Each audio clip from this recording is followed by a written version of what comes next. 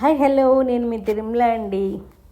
ఇవాళ కృష్ణాష్టమి కదా, పొంగల్ చేసేసాను.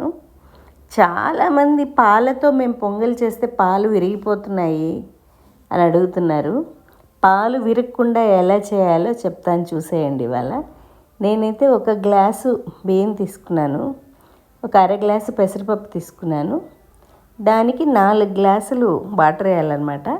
అప్పుడు మనం 3 గ్లాసులు పాలు వేసుకొని 1 గ్లాసు నీళ్ళు వేసుకుంటే, అంటే పాలు ఎక్కువైతే అడుగంటుతాయి అన్నమాట. దానికోసం 1 గ్లాసు నీళ్ళు వేసుకొని అవి తెరులుతూ ఉంటాయి. పక్కన పెట్టేస్తే, స్టవ్ వెలిగించి పెట్టేసామంటే తెరులుతుంటాయి. ఈలోపు మనం పెసరపప్పు బియ్యము కడిగి నానబెట్టేసుకు ఉండాలన్నమాట. ఈ పాలు పొంగొచ్చిన తర్వాత నేనైతే 3 పొంగులు రానిస్తానండి. 3 పొంగులు వచ్చిన తర్వాత ఈ కడిగి పెట్టుకుంటాం కదా బియ్యము, అవి వేసేస్తాను. ఇవి సిమ్లో పెట్టేయాలండి, కలుపుతూ ఉండాలి, లేకపోతే అడుగంటేస్తుంది అనమాట. ఆ పాలు బాగా కలుపుతూ ఉంటే రైస్ బాగా ఉడికిపోతుంది. అంటే మనం 1కి 4 వేసాం కదా, 3 పాలు 1 నీళ్ళు, బాగా ఉడికిపోయి మెత్తబడిపోతుందండి, కమ్మగా తయారవుతుంది. ఈ తర్వాత మనం వచ్చి బెల్లము, దీనికి ఎన్ని బియ్యం తీసుకున్నామో అదే క్వాంటిటీ కంటే కొంచెం ఎక్కువ బెల్లం తీసుకోవాలి. ఆ బెల్లాన్ని పొడి చేసేసి కొంచెం వాటర్ వేసి పక్కన పెట్టేసుకున్నామంటే బాగా పాకంలాగా వచ్చేస్తుంది అనమాట. అలా పట్టుకుంటే జిగురు పాకంలాగా వచ్చేస్తుంది. దాన్ని పక్కన పెట్టేసుకోవాలి, చల్లారిపోవాలన్నమాట. ఇప్పుడు ఈ రైస్ ఉడుకుతూ ఉంటుంది కదా, పాలలో ఉడికిన రైస్ ఏంటంటే చాలా కమ్మగా ఉంటుంది. పరమాన్నము అనండి, లేదా పొంగల్ అనండి, ఏదైనా చాలా టేస్ట్గా ఉంటుందన్నమాట. ఆ పాలతో ఆ రైసు పెసరపప్పు ఉడికితే.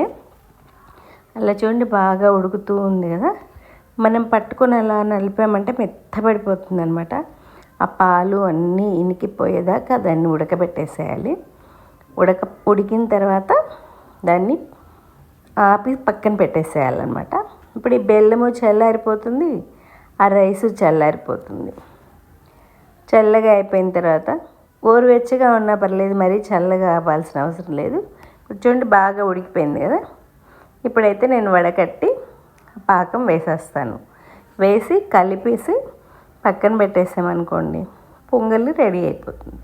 దీంట్లో కొంచెం పించ్ ఆఫ్ సాల్టు, కొంచెం పచ్చకర్పూరం, 4 యాలకులు దంచి పొడి వేసేసి ఈ పాకం అంతా కలిపేసి మూతపెట్టి పక్కన పెట్టేసామనుకోండి, సెట్ అయిపోతుంది.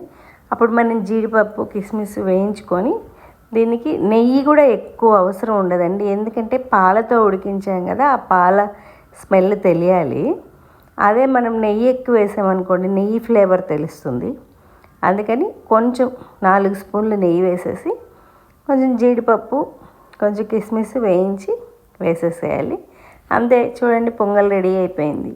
అది ఏంటంటే మనం ఉడుకుతున్నప్పుడు బెల్లం పాకం వేసామనుకోండి, పాలు విరిగిపోతాయి. ఇలా చేస్తే చాలా బాగుంటుంది పొంగలి. మీరందరూ ఇలా ట్రై చేయండి. నేనైతే ఆ కృష్ణయ్యకి ఆ పొంగలి, ఆ లడ్డూలు నైవేద్యం పెట్టేశాను. మీరందరూ ఎలా జరుపుకుంటున్నారు కృష్ణాష్టమి? అందరికీ కృష్ణాష్టమి శుభాకాంక్షలు. Thank you.